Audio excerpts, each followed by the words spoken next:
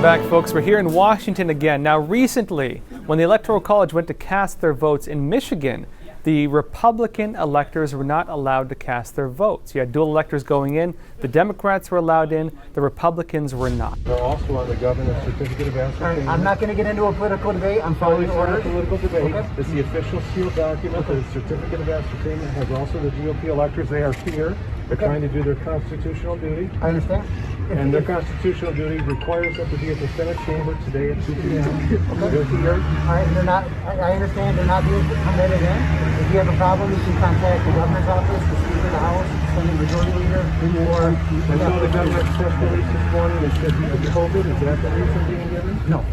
All right, that was what the press release said. Is there another reason why? You'd have to ask the governor's office to answer that question. I don't have. We have a copy of paperwork that was prepared as electors under their constitutional duty. Can I speak to the sergeant? We have standing with us two of these electors on the Republican side. It's wonderful having you with us. Thank you.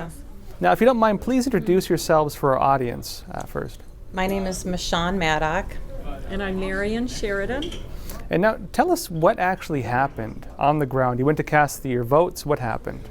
Well, we first decided to gather the electors because we've been working with a lot of the legal teams from the Trump campaign since the election, just on a lot of the voting irregularities. And so they told us to gather our electors and head towards Lansing. And we learned very fast that day that our governor had shut down our entire Capitol system. So not only was the Capitol shut down, even from lawmakers, but the House office buildings were shut down, the Senate office building was shut down, even their parking structures were closed. So we gathered our 16 Republican electors at our Michigan GOP office, which is just a few blocks from the Capitol, and we held our caucus.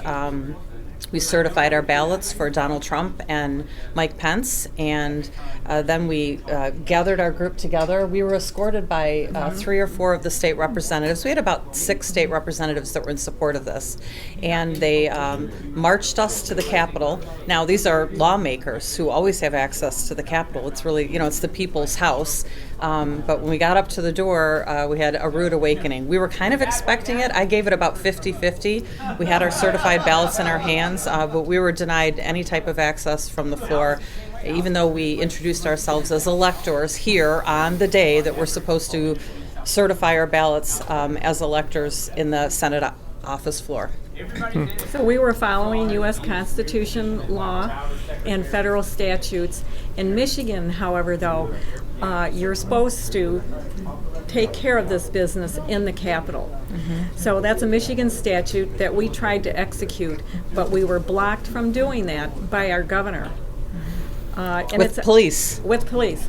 So what I think is so interesting is in 2016, these same electors, who were Republican electors, there were no protections whatsoever set up for them.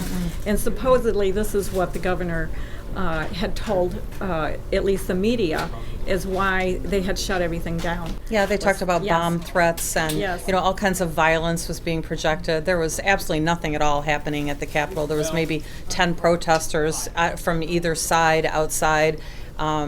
They had the entire Capitol surrounded by police, and we know very well that the entire purpose of shutting down this entire system was just to keep 16 national electors just trying to exercise our constitutional rights, because we believe our election is not fair in Michigan. We still have many questions unanswered, and what we really did was just exercise our constitutional duty so that our legislature can now perform their constitutional duty and further investigate all these voter irregularities and make voters confident again in Michigan about our elections, because we're not now. Now, if you're just, I guess we have to wrap up here, but if you're to leave one message for our viewers on what happened and what the path forward is, what would you tell them? Gosh, we are just in prayer for the president. I'm so grateful for organizations that are stepping up to continue this fight, because we really don't feel like a lot of Republican leadership is doing that. The path forward is constitutional law, which I'm not an expert in that. I'm just an expert on how to be an elector and how to speak for my president. And I know that if we don't get this right, if we don't figure out how to have safe elections again, we are going to have so many disenfranchised voters out there on both sides. This really shouldn't be a partisan issue. Democrats will never trust elections again either when we've won. And we won't ever trust elections again when their side has won. We need to get to the bottom of this cheating, which has probably been going on forever. It's just this time they overplayed their hand. We know that Donald Trump won Michigan. Yeah. Now, I guess just based on your own experience too, any last messages for our viewers? Well, I just think that in Michigan, and this could even spread across the whole country, what we have seen come out of Antrim County in Michigan with the Dominion tabulators is horrific. And it needs to be taken seriously. And whether it's let's just say you're from the group that thinks that no, there's nothing went wrong there. They have to come out and assure us that every county in Michigan had a safe, fair, and transparent election. And unless they show us that, they're just destroying the confidence that voters have in any election process. When we hear of a 68% irregularity swing, and then we have leaders that just say, well, Dominion has come out and laughs at that and says that they haven't done anything wrong, we need a little bit more reassurance than that. Hey, thank you for being on Crossroads. Thank you. Thank you. Thank you. Thank you. Pleasure.